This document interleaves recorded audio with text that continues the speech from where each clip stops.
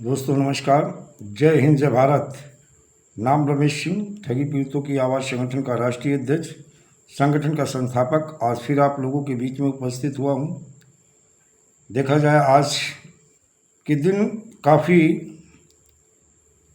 लोगों को कई प्रकार की परेशानी दिक्कतें आई, जहाँ निवेशक अपने पैसे के लिए दर दर भटकता हुआ नजर आया। वहीं पे अभिकर्ताओं के खिलाफ लगातार कहीं न कहीं उनके खिलाफ पत्राचार या प्रार्थना पत्र दिए गए। कई थाने कोतवाली से लगातार हमारी वार्ता हुई थाना अध्यक्षों से, और जो the Loni urban multi state credit cooperative society है उसको लेकर के चर्चा हुई। पूरी जानकारी थाना अध्यक्षों को दी। उसके बाद में कहीं फिर अभिकर्ताओं को कुछ राहत मिली, लेकिन ये अस्थायी राहत नहीं है। वहीं गुजरात से भी हमारे पास कॉल आई, क्या नाम, कमल जी बताया था शायद नाम, उनके कुछ निवेशकों से अब ये स्थिति है कि सीनियर फ़ोन ना उठाने की वजह से, यानी जो the Loni urban multi state credit cooperative society है या कंपनी है, चिटफंड कंपनी अगर हैं, उनके सीनियर फ़ोन ना उठाने की वजह से लगातार मेरे पास कॉल आना, और कुछ एजेंटों ने निवेशकों को मेरा नंबर दे दिया, तो डायरेक्ट निवेशक मुझे कॉल करते हैं, जानकारी, चलो मैं उनको जानकारी देता हूँ, संतुष्ट होते हैं। लेकिन ये जहाँ तक मुझे लगता है कि एक आदमी सारे दिन में कितनी कॉलें उठाएगा, कितने लोगों को संतुष्ट करेगा, कितने लोगों से वार्ता करेगा, फिर उसी पीरियड में लगातार थाना कोतवाली चौकियों में बात करना, उन्हें संतुष्ट करना और उन्हें सारी जानकारी देना, तो कहीं ना कहीं एक बड़ा प्रेशर। और अगर सीनियर अगर फ़ोन उठा लें तो शायद सीनियर अपने हिसाब से अगर निवेशकों को हैंडल करें, उन्हें समझाने का प्रयास करें, तो हो सकता है कि जो लोड एकदम से मेरे ऊपर, चाहे वो गुजरात हो, चाहे वो बिहार हो, चाहे झारखंड हो, और चाहे आपका उत्तर प्रदेश हो, मध्य प्रदेश हो, और चाहे वो आपका उड़ीसा हो, और चाहे ये आपका उत्तराखंड हो, तो इस तरह से जगह जगह जो लगातार मेरे पास कॉल आ रही हैं। आज एक ग्रुप में मैं देख रहा था, एक महिला हैं, हमारी कोई बहन है, जो बहुत रो रही, उनके साथ निवेशकों ने शायद मारपीट भी किया, और उनके फ़ोन को उनके सीनियर उठा नहीं रहे हैं, काफ़ी परेशान है उनके साथ। कई बार इसके साथ दूसरा वीडियो उनका है, और उनके साथ काफ़ी उत्पीड़न हो रहा, उनका शोषण हो रहा। नाम मुझे नहीं पता कौन है और कहाँ की हैं, लेकिन ये गलत है, क्योंकि पैसा वो जिस तरह से वो पूरी अपना रो करके पूरी बात बता रहे हैं, उनसे लगता कि जो उन्हें कमीशन मिला वो भी उठा करके सोसाइटी में जमा कर दिया, और आज उनका काफ़ी उत्पीड़न हो रहा, शोषण हो रहा। वहीं निवेशकों से हम कहें, अनुरोध करेंगे, भाई ऐसा कार्य मत करिए, क्योंकि किसी एजेंट के पास पैसा नहीं है। और उन सीनियरों से कहेंगे जिन्होंने मलाई खा के चुप्पे चियाई मान लिया या दूसरे काम को कर रहे हैं, आप ठीक है परिवार चलाने के लिए आप दूसरा काम करिए, लेकिन अगर जिन लोगों को आपने बड़े बड़े वादे किए थे, आश्वासन थे, बड़े बड़े सपने दिखाए थे, आज अगर उनके ऊपर दुख मुसीबत है तो आप उनके साथ खड़े होइए, और वरना अन्यथा आप ये जान लीजिएगा जून में आप लोगों की हालत ख़राब होने वाली है। फिर हम आपके साथ नहीं होंगे, उन्हीं सीनियरों के साथ होंगे जो कि अपने निवेशकों और अपने कार्यकर्ताओं से लगातार वार्ता कर रहे हैं, कहीं नहीं कहीं उनका सहयोग कर रहे हैं। एक बड़ी खबर और बता दें, जबरन पैसा वसूली में 6 शिक्षक, 2 पुलिसकर्मी समेत 10 पर केस दर्ज। मामला क्या है? ये भी मामला चिटफंड का है।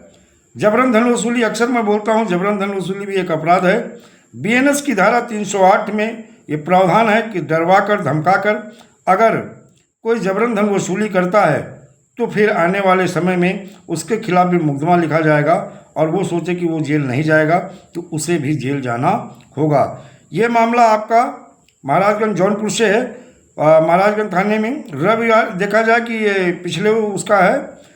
कोर्ट के आदेश पर 6 शिक्षकों, 2 सिपाहियों समेत 10 लोगों पर मुकदमा दर्ज किया गया है। इन पर एक शिक्षक से जबरन पैसा वसूली और डराने धमकाने का आरोप है। पुलिस मामले की छानबीन में जुटी हुई है। महाराजगंज थाना क्षेत्र के सदरुली दीनपुर निवासी एक शिक्षक हैं, हेमंत कुमार जी उनका नाम है, गुप्ता जी हैं। आजमगढ़ की एसबीजी ग्लोबल कंपनी में निवेश किया था। इसमें 600 दिन में पैसा निवेश कर 3 गुना कर लौटाया जा रहा था। इसके संपर्क में सुल्तानपुर जिले के भी कोयरीडीहा निवासी देवेश मिश्रा भी आए और कंपनी में फायदा देखते हुए निवेश किया और अन्य लोगों को बताया, और उन लोगों ने भी कम समय में 3 गुना लालच में उन्होंने भी पैसा निवेश किया। और जैसे कंपनी बंद हो गई, उसके बाद में वो जिनके माध्यम से उन्होंने निवेश किया था, जिन्होंने उन्हें प्लान बताया था, उनको परेशान करने लगे, उनको धमकाने लगे, उनको डराने लगे, जिसमें 2 पुलिस वाले भी थे। ये भी डरवा धमका रहे कि तुम्हें जेल भेज देंगे, तुम्हारे ऊपर फर्जी मुकदमा लगा देंगे, तुम्हारा कैरियर और तुम्हारा जीवन हम खराब कर देंगे, इस तरह धमकाने लगे। फिर कहीं ना कहीं वो फिर कोर्ट की शरण में गए, और जैसे कोर्ट की शरण में गए तो फिर उनके खिलाफ जबरन पैसा वसूली में 6 लोग नहीं बल्कि 10 लोगों को मुकदमा पंजीकृत किया गया, जिसमें शिक्षक हैं कुछ और 2 सिपाही भी इस मामले में। मैं अक्सर कहता हूं कि कानून सबके लिए है, संविधान और कानून में हमारी व्यवस्था है कि अगर आप निर्दोष हो तो डरने की ज़रूरत नहीं है। और अगर कोई जबरन धन वसूली करता है, भाई आपने अगर पैसा जमा किया था तो कहीं ना कहीं आपको भी तो कम समय, जबकि मैं अक्सर कहता हूँ बैंकें हैं, पोस्ट ऑफिस है, इनमें पैसा जमा करिए। बहुत ज़्यादा अगर लॉन्ग टाइम के लिए इन्वेस्टमेंट करना तो आप SIP वगैरह ले लीजिएगा। तो वही सारी चीज़ें हैं, तो आपको भी कम समय में 2 गुना 3 गुना चाहिए था।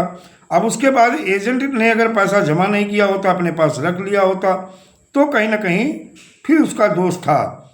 तो एजेंट का काम है वो अगर भुगतान के जैसे आवेदन होंगे या जहाँ से रिकवरी होगी उस हिसाब से आपका सहयोग करेगा, आपका आवेदन करवाएगा, आपके भुगतान के लिए प्रयास करेगा। लेकिन इसका मतलब ये नहीं कि आप जबरन, वो किसका, क्योंकि पैसा तो उसके पास है नहीं, उसने जमा कर दिया। जमा करने के बाद बॉन्ड, पासबुक या पोस्ट डेटेड चेक जो भी मिलता था वो आपको उपलब्ध करा दिया। इसलिए अनावश्यक जो लोग परेशान कर रहे हैं, जो वो कर रहे हैं, तो मैं एक बार उनसे फिर निवेदन करूंगा, लीगल तरीके से ही पैसा मिलना है, चाहे वो शाहरा हो, फल्स हो, कल्पतरु हो, साईं प्रकाश हो, श्री राम हो, आपेश्वर, खेतेश्वर, ज्योतेश्वर, धोकेश्वर, साइंस सिटी, राधा माधव, या मान लो विश्वामित्र, टोगो रिटेल मार्केटिंग, या the Loni urban multi state credit cooperative society, हुमन, LJCC, Yashodeep, Swarneshwar credit cooperative society, Shri Vivekanand, या अन्य जो भी आदर्श जैसी क्रेडिट कोऑपरेटिव सोसाइटी है, इनका पैसा लीगल तरीके से जो लिक्विडेटर नियुक्त हुआ उसके माध्यम से, या जब जैसे रोजवैली में तालुकेदार कमेटी का गठन कमेटी के माध्यम से, या लोहड़ा कमेटी हो, या सहारा इंडिया में जो नियुक्ति हुई है उनके माध्यम से भुगतान होगा और लीगल तरीके से होगा। अनावश्यक किसी को परेशान करना, उनसे जबरन धन वसूली करना, ये भी अपराध की श्रेणी में आता है। तो ये लोगों के जो दिमाग में चल रहा है कि नहीं, हम एजेंट से मारपीट के या धमका कर या उनके ऊपर फर्जी मुकदमा करके हम धन वसूल लेंगे, तो ये नहीं। अगर उसने पैसा वाकई में जमा नहीं किया है और बेईमानी की है, रख लिया है, तो फिर गलत है।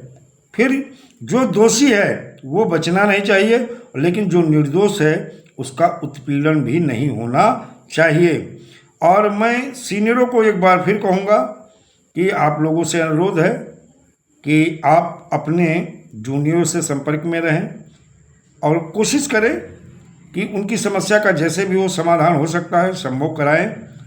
और बाकी ऐसा ना करें, मेरे ऊपर तो काफ़ी लोड है, मैं निवेशकों से बात भी करता हूँ। आज देखिए गुजरात में भी निवेशकों से बात हुई, सकारात्मक बात हुई, उन्होंने हमारी बात को समझा। बहुत सारे निवेशक डायरेक्ट पर्सनली मुझे फ़ोन करते हैं, उनको सारी चीज़ों की जानकारी देता हूं और वो संतुष्ट भी होते हैं। अगर आप सही तरीके से सारी चीज़ें सही आप उनको बताते हो, कुछ छुपा तरीके हो, आप झूठ मत बोलिए। जैसे बहुत सारे लोग डेली भुगतान करवा देते, फला तारीख से भुगतान शुरू, यहाँ आ जाओ भुगतान शुरू, वहाँ आ जाओ भुगतान शुरू, इस तारीख से ये करेंगे, उस तारीख, नहीं नहीं, ऐसे कुछ नहीं होने वाला। ये मुँह से कुछ बोल जाओ, लीगल तरीके से, विधि सम्मत तरीके से, कानून के दायरे में रहकर और संविधान में जो व्यवस्था है उसके हिसाब से आपका भुगतान होगा, ये तय है। लेकिन हाँ, हम अगर एकजुट हो गए तो ये भुगतान अति शीघ्र सुनिश्चित होगा और अगर इसी तरह हम लोगों के बहकावे में, ऐसे ठगों के चक्कर में जो डेली भुगतान कराते हैं, तो फिर आपकी मर्जी, आप जानो, आपका काम जाने। बल्कि हम लीगल तरीके से हर पीड़ित जमाकर्ता का भुगतान सुनिश्चित करवाने का प्रयास करेंगे। लगातार आपके साथ है और आपके भुगतान के लिए मुझे किसी भी स्तर तक अगर जाना पड़ा तो जाने के लिए भी तैयार हैं। दोस्तों, जय हिंद, जय भारत, वंदे मातरम।